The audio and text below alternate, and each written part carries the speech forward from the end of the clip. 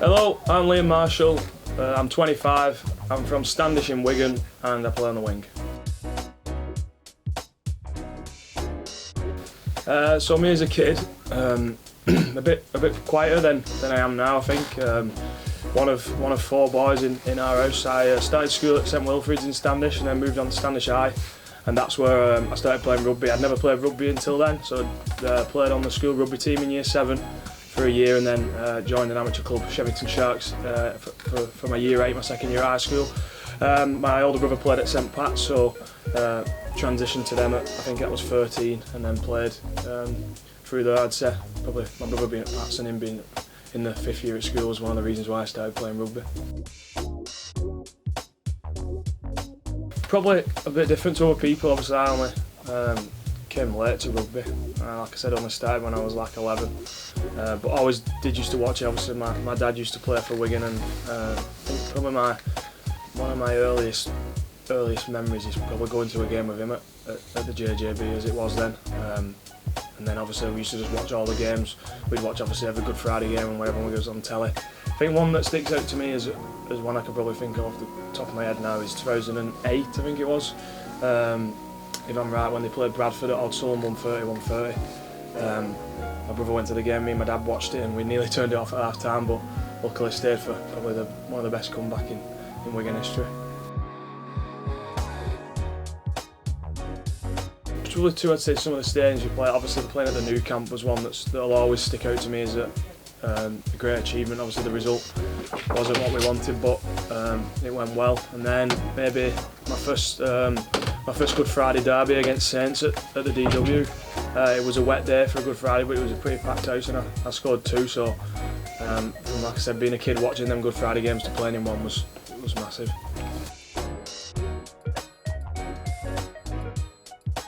So Wigan player, maybe me as a winger, probably play outside George Carmont. I think he's arguably one of Wigan's best ever overseas signings. Sort of went under the radar when he was signed and ended up being an absolute gem. So I think he'd have put some tries on a plate for me. So maybe him, yeah, George Carmont.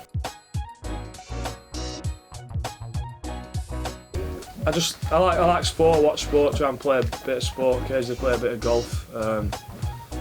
Do a bit of studying outside of rugby, as everyone does, and no, not much. I think usually on my day I just lounge around and stuff, so no, not much. Probably just trying to find someone to spend time with on my day off, if the lads are not sick of me from the week of training.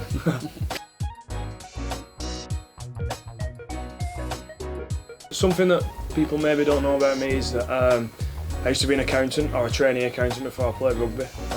When I finished the year at the academy, I had to go and get a full-time job, so I worked in an office in Preston for 12 months, which was sort of a good experience. I think it's sort of gives you a bit of an eye-opening of what you could do if you're not playing rugby, and what people who work a normal 9 to 5 have to do on a day-to-day basis. So sort of made me appreciate a bit more when I came back to full-time what sort of a privileged position that we're in.